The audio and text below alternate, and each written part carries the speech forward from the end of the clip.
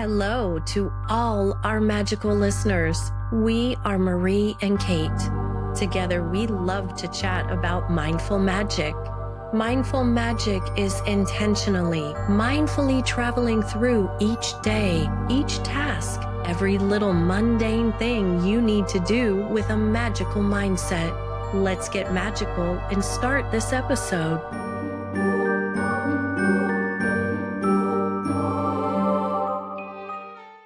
Welcome back to our magical listeners and viewers. This is the starting of our November episodes. I'm Marie. And I'm Kate. And this month we are chatting about gratitude and self-care as powerful tools for transformation. And in our Magic in the Kitchen segments, we will share some magical herbal recipes. And closer to Thanksgiving, we'll share our favorite Turkey Day recipes as well. Yum. Yay. So, yes. And so for this episode, we're focusing on gratitude and manifestation. So that's how we're going to start November. Gratitude, being grateful, which is a common theme for Thanksgiving, but we really want to dive deep into that.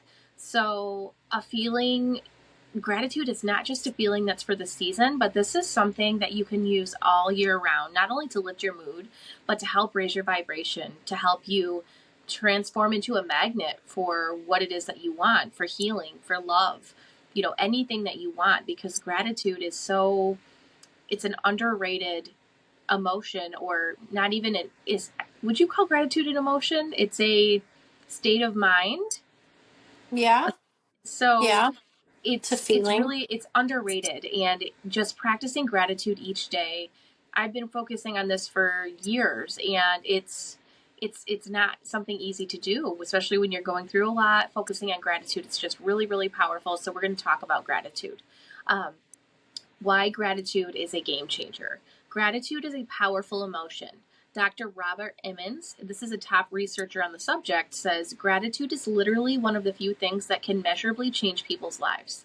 I loved that quote, so I wanted to add that in there. So it's more than a nice feeling. It's a tool that can bring love, joy, and optimism into our lives, keeping us balanced and focused. The power of feeling grateful. I love Neville Goddard. I know Marie has heard me talk about him a lot, but Neville Goddard is one of my favorite spiritual teachers. He's a famous mystic. He passed away a long time ago, but his work is still really popular now. Neville Goddard, he taught a lot about manifestation and taught that gratitude can help us manifest our dreams. His technique is simple but powerful. Imagine yourself already having what you want and feel grateful for it right now. And it sounds simple, and it is, but it's just making that into a habit. That giving yourself a few minutes each day to really feel what it is that you want and be grateful for it. So instead of wishing or hoping, feel as though your goal has already come true. This gratitude locks in your goal as something real in your mind, which can help bring it to life. So our subconscious automatically gets to work making things happen, creating that movement to get you to where you want to be. I want to share a few easy ways to practice gratitude daily. So the first one that we've noted is notice the good. Take a moment to look for something positive each day. Your children laughing, a hug from your lover, your husband, your boyfriend, girlfriend. It could be anything. A kind word, a coffee, tea, a sunny day. And I like to say, especially when you're having a rough day, it's really important to remember that you can change your day just by focusing on what you're grateful for, even if it's just for a moment. The second one is gratitude journaling. Write down a few things you're grateful for. The more specific you get, the more meaningful it feels. Or speak it aloud if you don't want to write it down. Express it. Don't keep it to yourself. Let someone know you're thankful for them. It spreads positive energy and strengthens connections. So that's really important. I love, when you look at someone and be like, I'm really grateful for you. I appreciate you. I love telling people that I appreciate them. It's so important. So as we get into the season of thankfulness, remember that gratitude is a way to form a positive foundation for the entire year.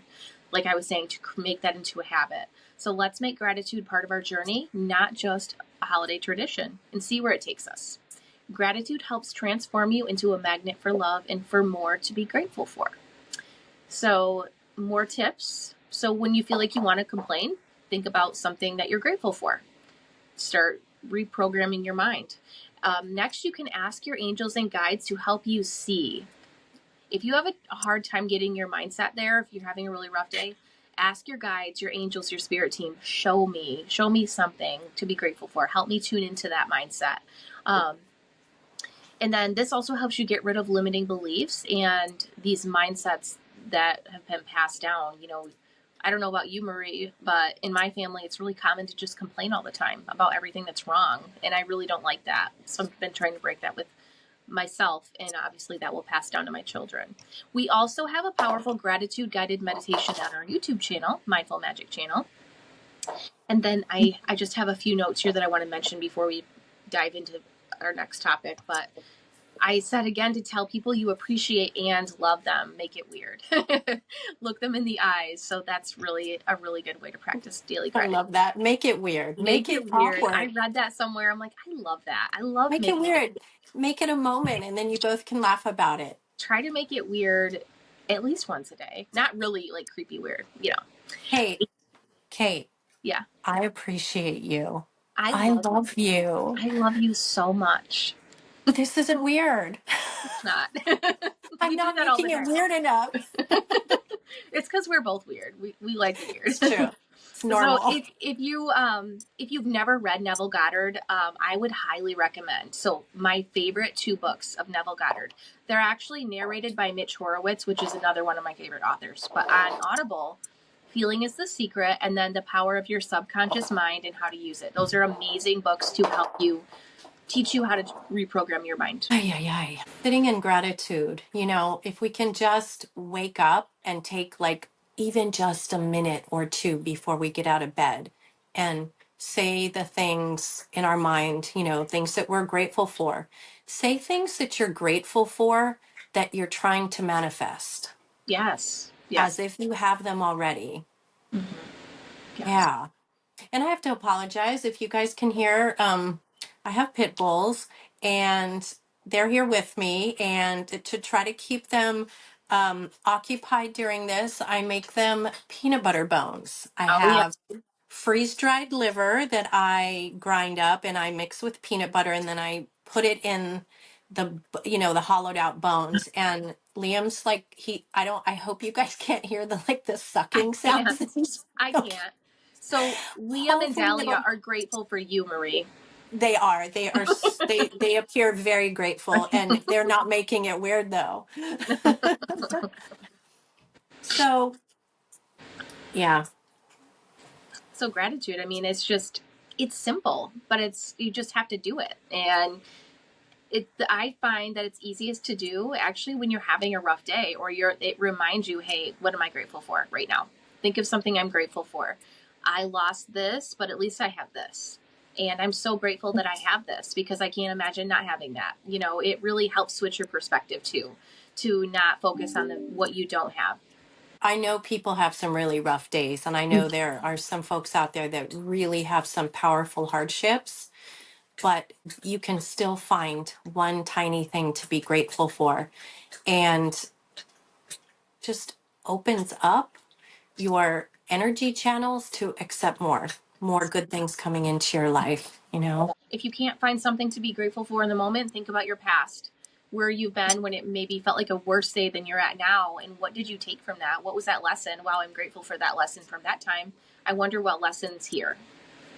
Great point. While we're busy in this upcoming holiday season, it's really important. I know the term self-care gets kind of thrown around a lot, but that's because it's really important and people are finally figuring out that it's okay to do that. And we have some self-care tips that we like to do. And self-care isn't an indulgence. It's a necessity for maintaining emotional balance and resilience. It's that magical concept everybody talks about, but few of us seem to actually have time for. It's the thing we keep saying we'll get around to after we finish that next project. Take the dog to the vet, clean the house, organize your spice rack. You get the idea. Mm-hmm. But here's the thing, self care is essential. It's not just about spa days and candles, although those are nice too. It's about taking care of your whole self, your body, mind, and spirit. So you don't turn into a burnt out husk that even the strongest coffee can't revive. Right. So let's start with the basics, your body. This poor machine carries you around all day, every day, and it could use a little love. Physical self care doesn't mean you need to run a marathon or do a full on juice cleanse, unless you're into that, and those are very nice. And actually, we should do those once in a while. But sometimes it's as simple as drinking water, getting enough sleep, and eating something green once in a while. Ah, here's some physical self care tips. So, move your body in a way that feels good. And that's going to be different for everybody, but mindfully, and add a dash of magical thinking to it. You know, dance, stretch, walk around your house pretending to be a Broadway star, whatever movement that feels good to you. And don't be embarrassed, just move and do it. It feels great to do something that is fun. Like I like to dance around the house. My dogs get into it, they chase me, they jump around, and it's just fun, Yeah. you know? Dahlia and I have some really embarrassing intuitive movements that I'm not even going to describe, but all I can say is when I picture myself moving a certain way, I picture everything falling away that I'm holding on to. Yes, it is. It's like it reinvigorates, It really you does. know? Yeah. And then also water. Hydrate like it's your job. Seriously, water is your friend. Chug with intention and bless your water before you drink it. You know, some things that I say before water and I before drinking water, and I want to hear what you say, Kate, is, you know, water really does carry frequency and vibration. There's videos out there that water reacts to sound, it reacts to a lot of things. Ice melts in a certain way given sound. It's pretty incredible. But I just like to say, to my water that, like, as I drink you, I want you to hydrate every single cell and wash out everything that I don't need, you know, because we're not only hydrating, but it's flushing. Yes. Yes. What do And you say to your water? I say, because I'm always busy, it's became a habit. Love, healing, gratitude. And then if I have more time or I'm really focused, it will be my goal for the day into my water. And then Mm, again, that emotion with it that I already have it. And then that right. gratitude for having it. But usually it's And just love, healing, gratitude. I like that. And Yeah. that's simple. 3 words before you drink some water.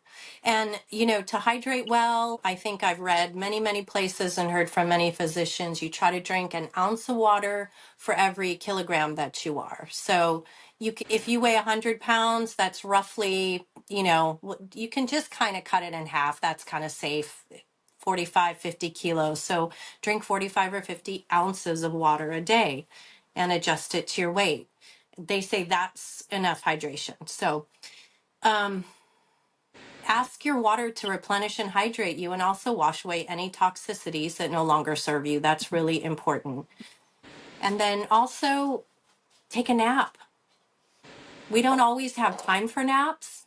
People work and they're really busy, but if you can and it's a weekend and you have even 5 or 10 minutes, nap without guilt. That is a huge self-care, It is. physical self-care for your body, mind, and spirit, is just even just closing your eyes and letting the day melt away and just open them up refreshed. So powerful. I love naps. Yeah, so nap without guilt. It's basically a reboot for your brain. Start with a 3 minute meditation, and even just 3 minutes of a meditation, you'll be amazed how refreshed you'd feel afterwards.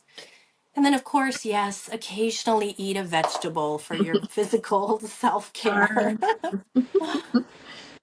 So, emotional self care is all about acknowledging your feelings. Yes, all of them. The happy, the sad, the I just spilled coffee on my white shirt and it's not even 9 a.m. rage. Bottling up emotions is like letting your junk drawer overflow. Eventually, it's going to be a mess. Emotional self care might look like journaling, talking to a friend, or watching a movie that lets you have a good cathartic cry. Hey, it's cheaper than therapy. And always ask your spirit guides and angels for help releasing what no longer serves you. You're going to hear this theme over and over in our podcast here. So, some emotional self care tips, talk to someone who won't judge you. We all have that friend, your ride or die, whether it's your spouse, your significant other, a friend, a family member, or even a pet, somebody who won't judge you, that you can talk to about anything. It's just important to release and not bottle up emotions. And then another thing, and we can all, I think, relate to this, and this kind of goes back to your thing, Kate, about like some family that, people that complain all the time. Mm-hmm. So set boundaries with that one friend or family who only calls to complain about everything, their love life, work, life, what happened on the road or something. For emotional self-care, it's really important to set boundaries. And when we're younger, our social circle is really huge, because we just want to be social with everybody. As we get older, we learn that we don't need to be best friends with everybody, or some people fall away, we get really busy, and the circle just kind of shrinks to those really, really important people that are privileged to be in your circle, and you're privileged to be in theirs as well. And some of those peripheral people you have to set boundaries with. My boundary with a family member that I will remain nameless, I was really bad and I didn't set a boundary. I just didn't answer the calls because I saw that person calling and I'm like, I just don't have the energy, because it's not even a conversation. It's like a one-way venting session and I can't even get a word in. So it was a little frustrating. And I eventually had to tell that person that, I'm really busy. I want to talk to you, but I kind of have time limits. So let's talk about the really important stuff. And that kind of helped it, you Yeah.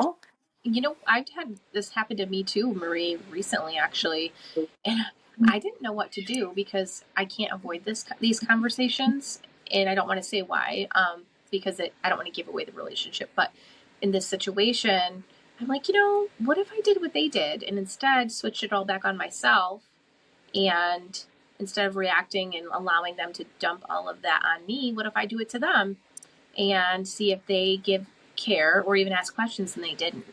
And when you start wanting them to reciprocate, they don't want to, and it Mhm. becomes boring for them. So maybe it wasn't the most mature way to go about it, but I did that. I'm like, let's just really test this. I mean, see if they reciprocate and allow me to do that for them, and it wasn't.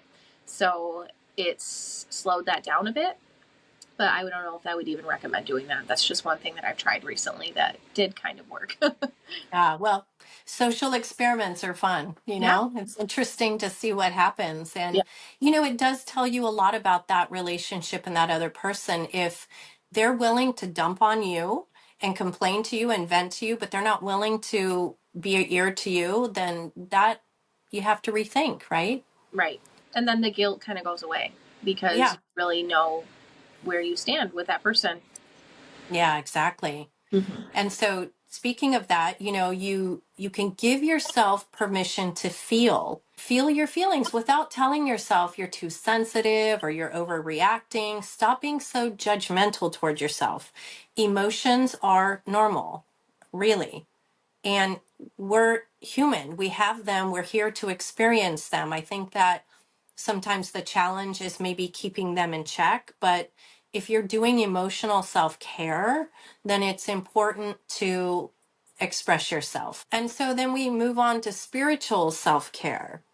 So spiritual self-care doesn't have to mean chanting on a mountain unless you're into that, in which case go you. It's about connecting to something greater than yourself and finding a sense of peace.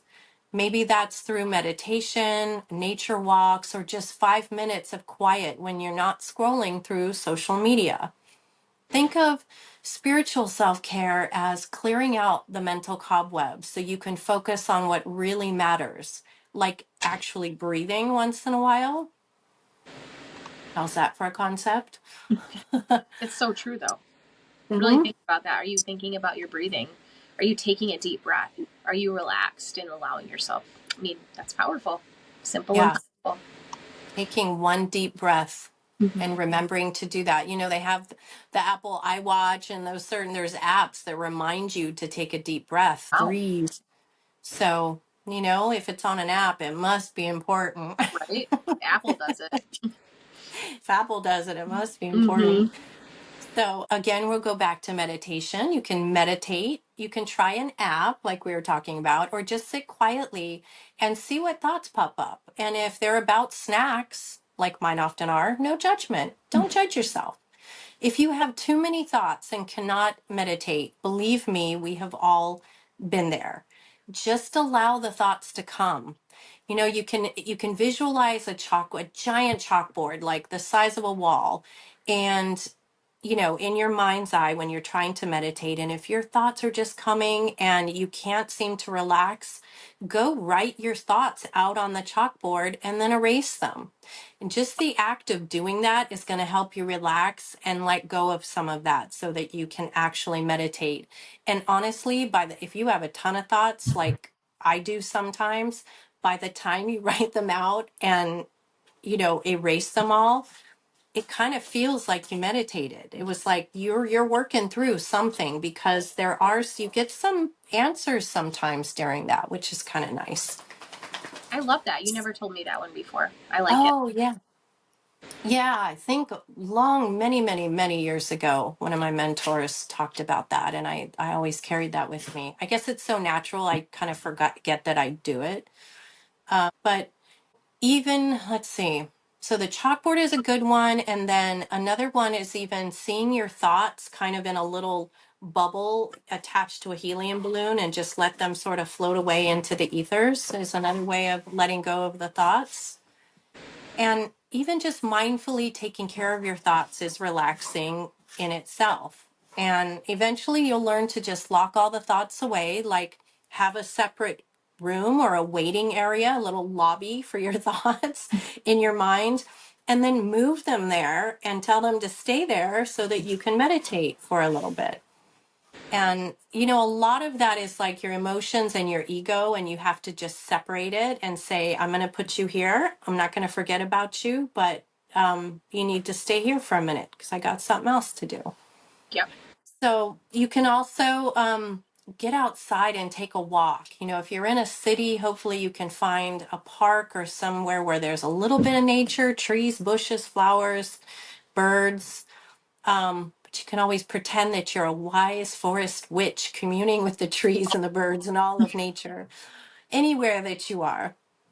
And, you know, if you are focusing on your thoughts, reflect on one big question. You know, if your thoughts are coming, you are stressing about something, and maybe find the one thing that is the biggest thing that won't go away in your mind, and ask your guides for some insight on which way you should decide, and then try to get quiet and let them answer you. Or even better yet, tell them, let it appear on the chalkboard, help you some way. Everybody gets their messages a little bit differently, so I can't tell you how it's going to come, but if you ask for help, it will come. You can also just create a tiny ritual that's just for you, whether it's lighting a candle or just doing a quick gratitude list. So you see how this is all kind of Mm-hmm. works together. So there you have it. Self-care isn't selfish, it's necessary.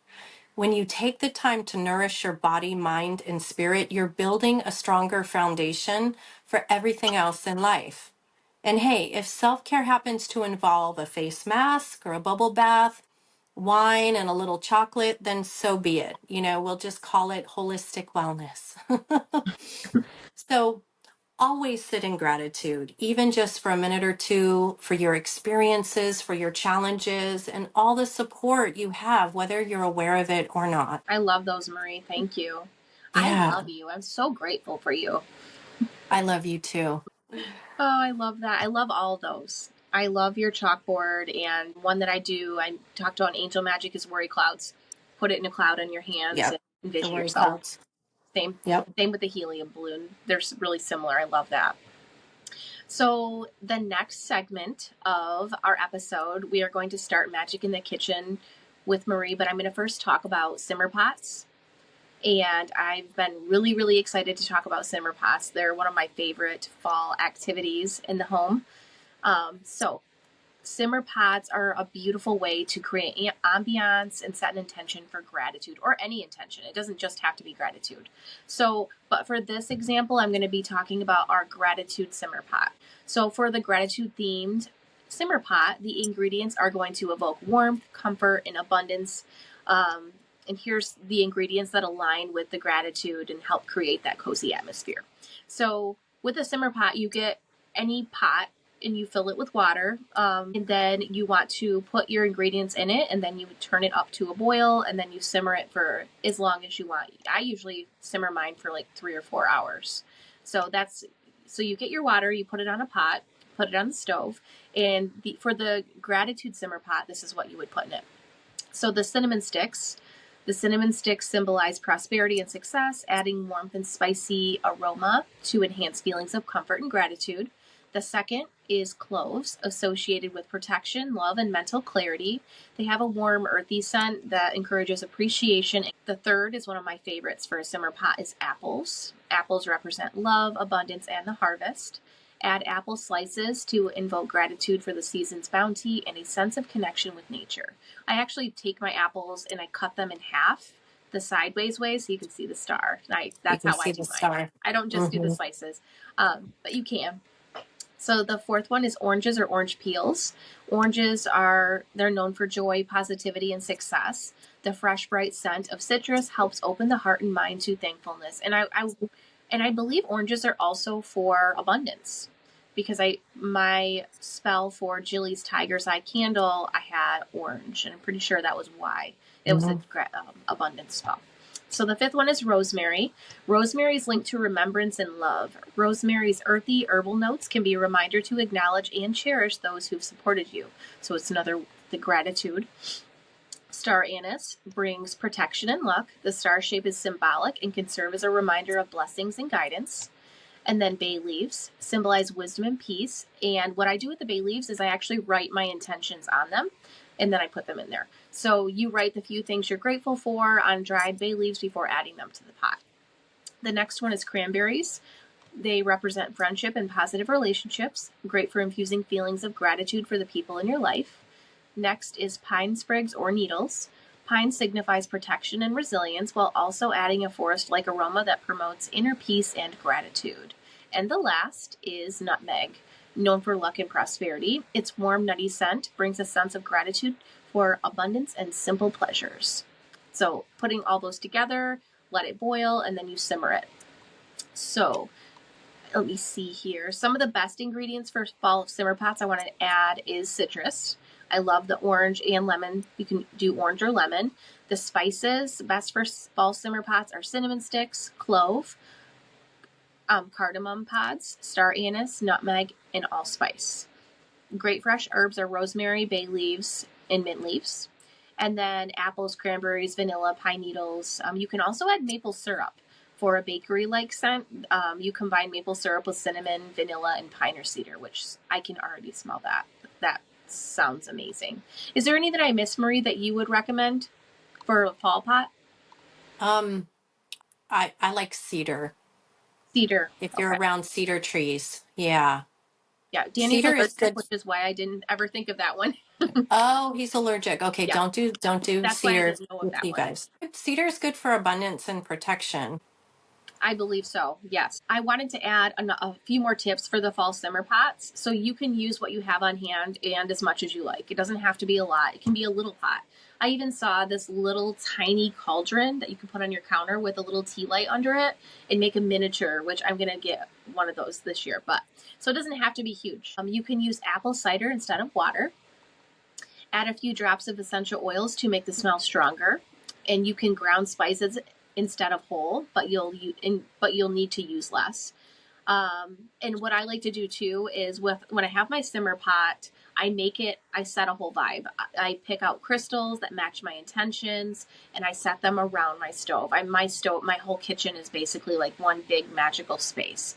And what I really like to do in the fall is I'll set up my simmer pot and all my crystals. I usually light a candle and I'll either clean, which is one of my favorite things to do, or I'll go read a book. So basically whatever I'm doing, it's just nice to have it going. So I really wanted to share that. And I'm going to share this recipe on our social media. So you can save that for yourself for later. And Pinterest also has great simmer pot recipes. Oh yeah, Pinterest is great. Gosh, all these great places where you can get ideas I know. from. I love how creative everybody is. So Especially since cheers the to witches found it. yes, I know. It's just I'm so grateful for oh, look at that. I said in gratitude for all the creativity.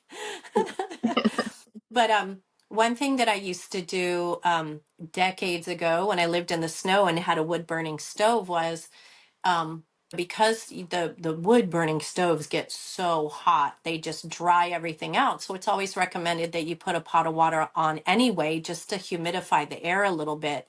Perfect place to put a simmer pot. I used to throw cinnamon sticks and orange and whatever in the simmer pot, and then it's just like anytime you have a fire, you're humidifying your house with this amazing sense that they just make you feel good. Yeah, I love that. That is amazing. Are you listening, Michiganders? Mm.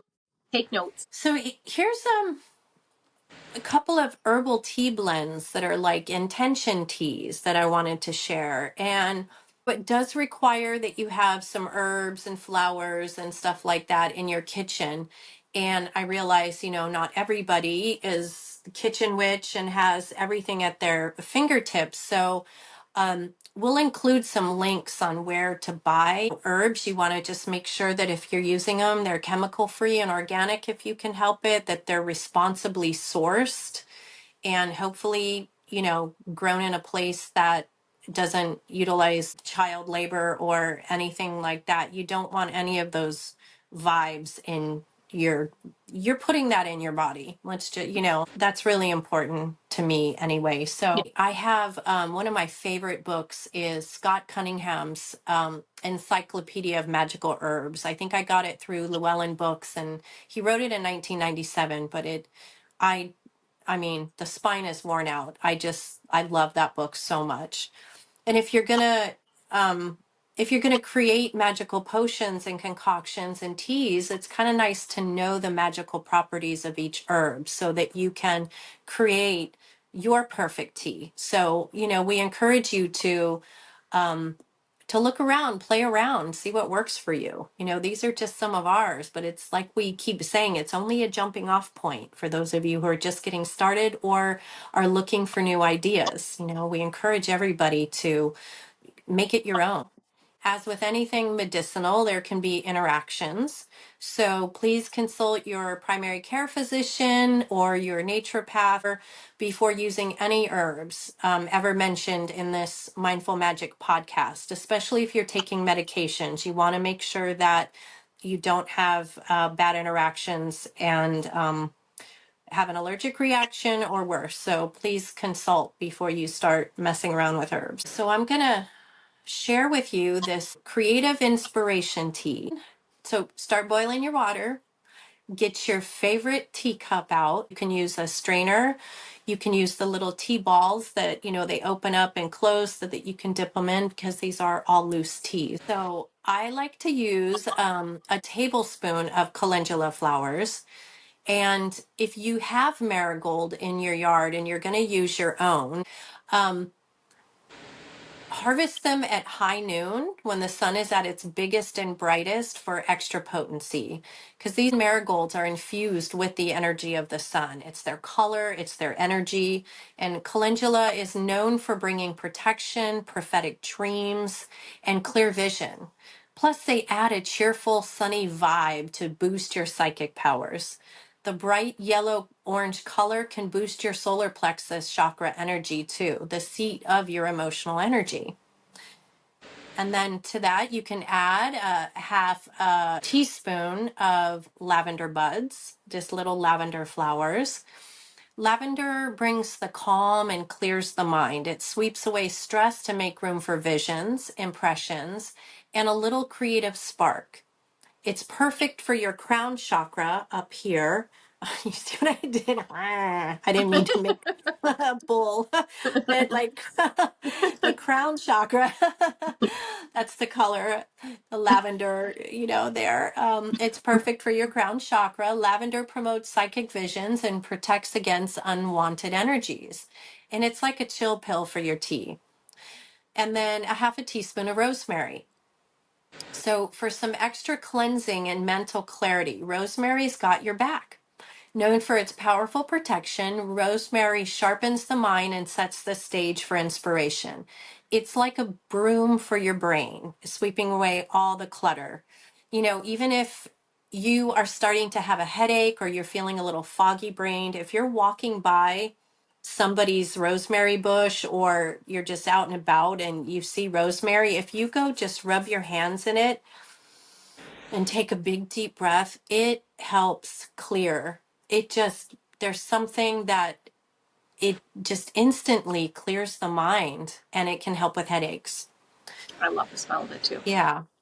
So, calendula, rosemary, and lavender. Sounds like a strange brew, but it's actually quite nice. So you steep this in a cup of boiling water for about 3 to 5 minutes, depending on your taste. And you can always add honey for a little touch of sweetness and an extra boost of nutrition.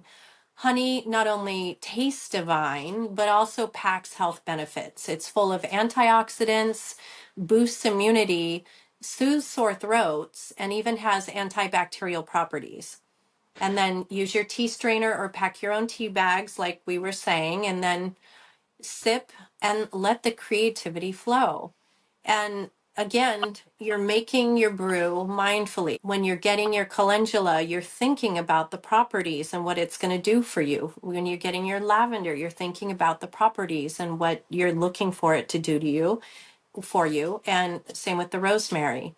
And you're just infusing this that you're going to put into your body, and you're going to sit and just relax with your thoughts and get some mental clarity, a little bit of relaxation, some brightness, and let the creative juices flow. And hopefully you get some inspiration. I love that. So, yeah, I do too. I should have made a cup of tea. Now I'm craving tea. Yeah, me too. I'm drinking water, but yeah, a cup of tea would be nice next time, our next one. So the next one is the lover's tea. This is a Ooh. fun one, for those cold winter nights when you want to cuddle up. Romantics. The romance, yes. Mm-hmm. So, not everybody has Damiana leaves, but you can find them. You can find them on Amazon even. You can find them at your local health food store. Sometimes they come already mixed in a tea, and sometimes they come in capsule form. I guess if you can't find the actual leaves and you have it crushed up in capsule form, you can add that as well, as long as you're doing it with intention. So again, boil a cup of hot water and get your favorite tea mug ready. And you're going to use a teaspoon of Damiana leaves. Now, this is the superstar of all witchy love and lust spells. Damiana is here to work its magic as a natural aphrodisiac. It's linked to Venus, the planet of love, and it's ready to help you set the mood. Ooh. And then a half a teaspoon of hibiscus flowers. So this one is so potent that rumor has it women in Egypt are not allowed to drink this. Apparently, it stirs up quite the spark, and they don't want their ladies getting too randy. We want that. I know, I read that and I was like, that was in a few different places. So, Really? yeah, another thing to be grateful for that we can drink hibiscus tea here. Right. Wow. Another gift from the planet Venus.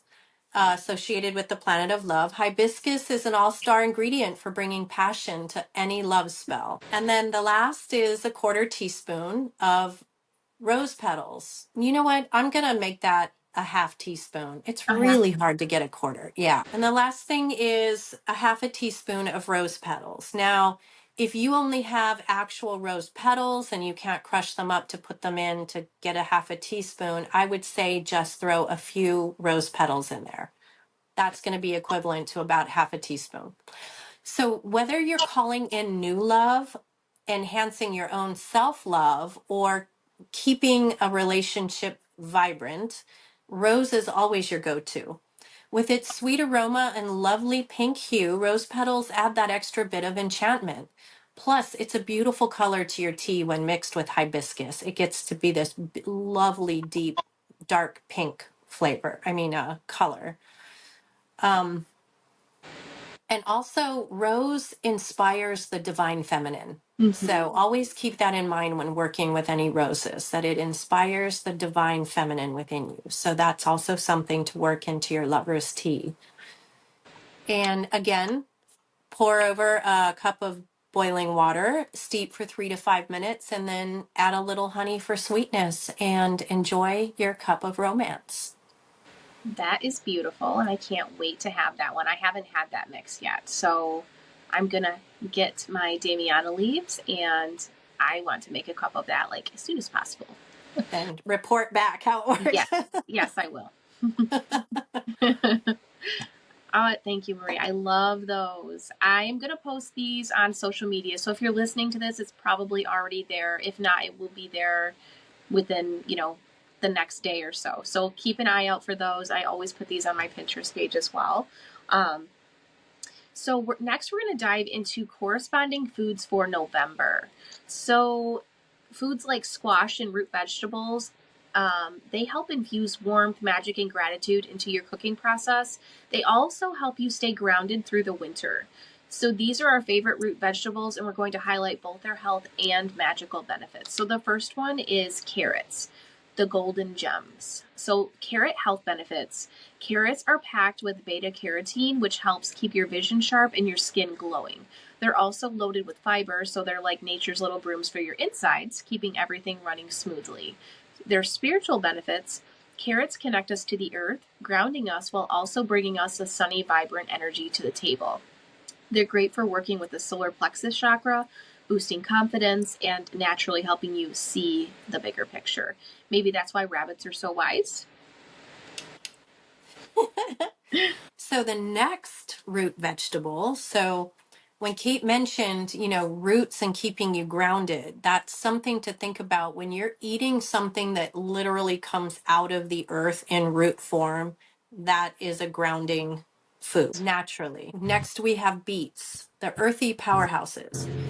These beauties are full of antioxidants, iron, and fiber, making them awesome for heart health and energy. They're basically a natural energy shot in veggie form. Plus, they've been known to help with detoxing, so they're ideal if you need a post holiday cleanse. Beets are deeply grounding and great for root chakra work. They're said to enhance vitality and passion, so if you're looking to add a little more oomph to your love life or creative projects, beets have your back. Their rich, blood-like color even hints at their magic for vitality and courage. Ooh. Oh, and if you really don't like, some people just have an aversion to how beets taste. They're pretty strong. One way that I used to get my son to eat beets is I would grate a fresh beet and I would mix it in mashed potatoes, making pink mashed potatoes. And the mashed potatoes, if you're, making those really yummy, really mask the beet flavor. My neighbor and my mom actually swear by beet powder, beetroot powder. They just do a shot of that in the morning. And they've been telling me I need to get it, so I'm going to try that this winter. And speaking of potatoes, sweet potatoes are another one of our favorites. The sweet supporters. So their health benefits are these little guys are loaded with vitamins A and C, fiber, and antioxidants, making them a dream for immune support and skin health. And unlike that sugar-laden pie, sweet potatoes give you natural sweetness without guilt, unless you're throwing marshmallows in them. Sweet potatoes are all about abundance and nourishment. They encourage gratitude and that sweet connection to the earth, making them perfect for any grounding or gratitude rituals. Plus, their golden orange hue aligns with the sacral chakra, so they're here to support creativity and emotional balance, especially if the family especially if the family Thanksgiving dinner gets intense. That's right. Yeah, and here in Hawaii, I mean, at the store, they sell all kinds of sweet potatoes and yams, the golden and the orange and the yellow. And then part of the Hawaiian culture here, everybody eats the purple sweet potatoes, the Okinawan sweet potatoes. They're especially sweet. They're a little denser than a yam or a sweet potato.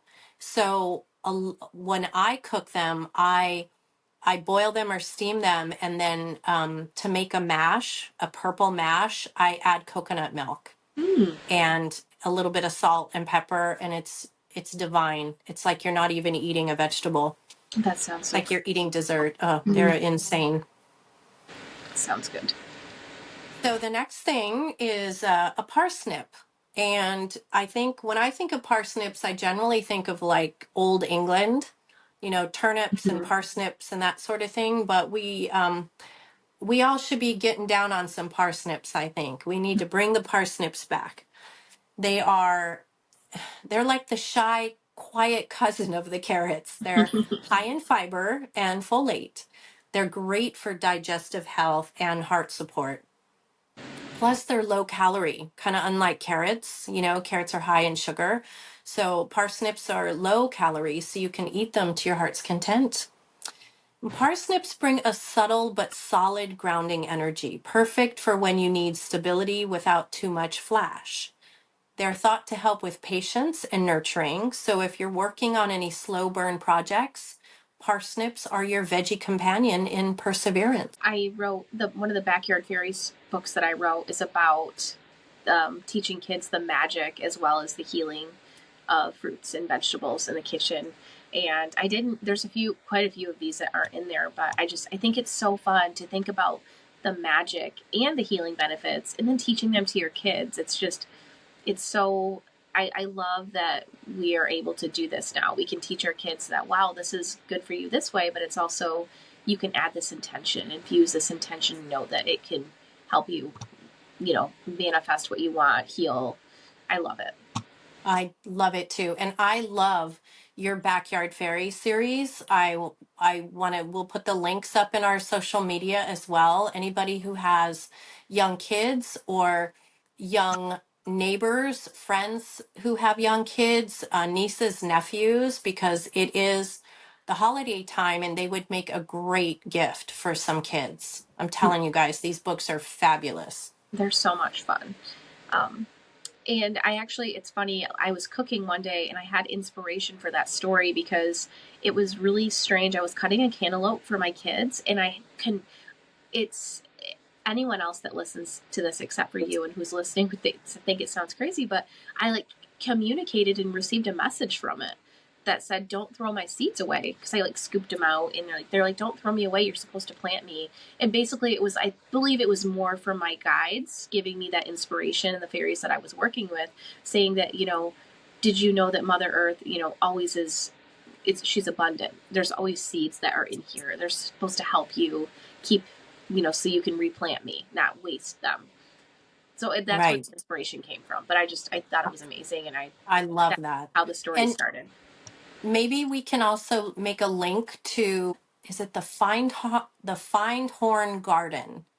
Um, it was a book that I read years ago. I can't remember if I still have it, or I probably lent it out, but the Find Horn Garden. And it was about this kind of hippie community in either the 60s or 70s. And they did just that. They had gardens, and they communicated with the stuff that they planted, and it was just this, whether it's coming from a head of lettuce or it's just you're kind of tuning into the head of lettuce but Mhm. getting these downloads from your spirit guides, however it comes through, they really had this beautiful commune with their vegetables and stuff. And yeah, it sounds a little crazy, but it's a, I was amazed reading this book. It made me look at things a lot differently. Yeah.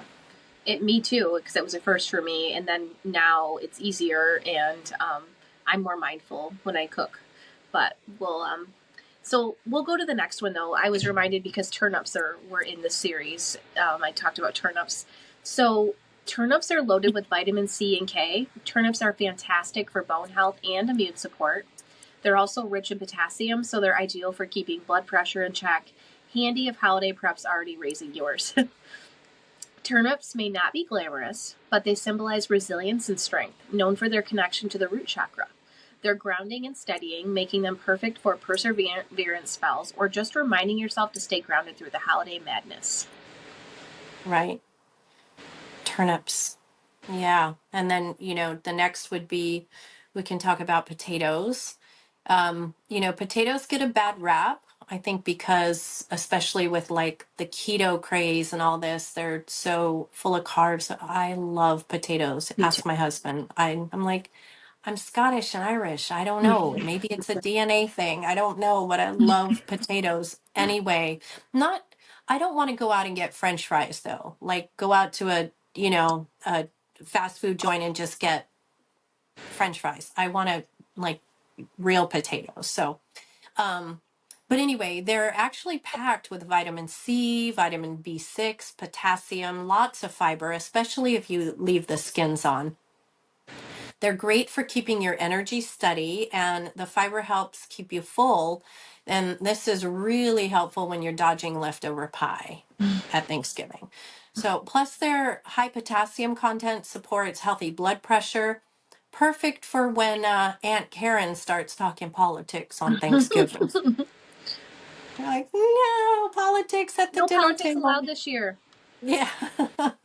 Potatoes are all about abundance, grounding, and resilience. They grow just about anywhere and keep forever, as long as you store them right, making them the survivalist of the veggie world. Spiritually, potatoes remind us to stay grounded and resourceful. They're here to help us create stability and prosperity even when times are tough. Let's be honest, potatoes are also about comfort and warmth, like a soft hug for the soul. Maybe that's why I love potatoes so much.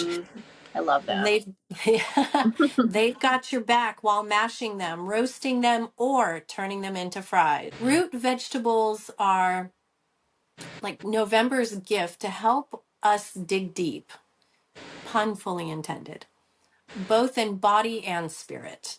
They keep us grounded, nourished, and even a bit more energized to take on the cozy, sometimes they keep us grounded, nourished, and even a bit more energized to take on the cozy, sometimes chaotic months ahead.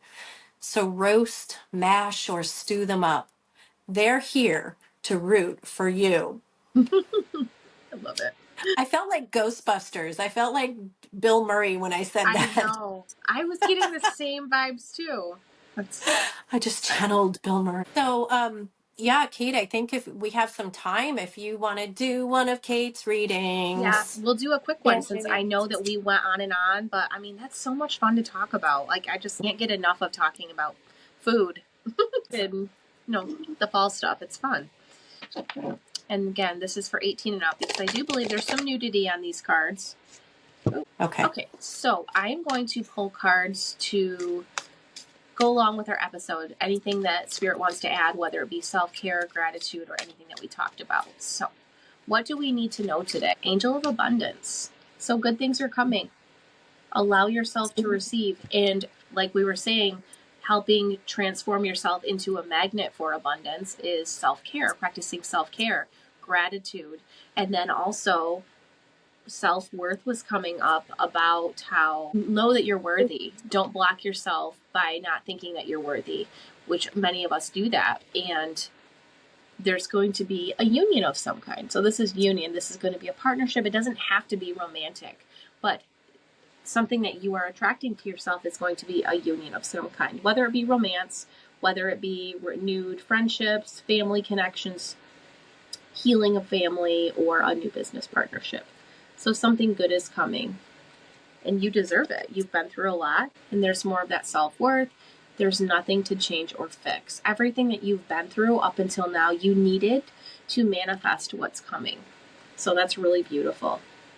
So that's what they're saying is really paying attention and making time for self-care, focusing on what you're grateful for, not what you lack, tuning into that mindset, envisioning your goals as if you already have them, with those, feeling those emotions like you already have them, and not to be afraid to express yourself.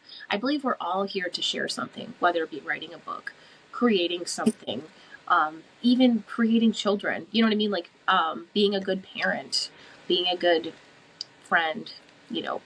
So we're all here to share something. We're all here to express ourselves. And also the expression is about setting those boundaries. Like Marie was saying, don't be afraid to say no,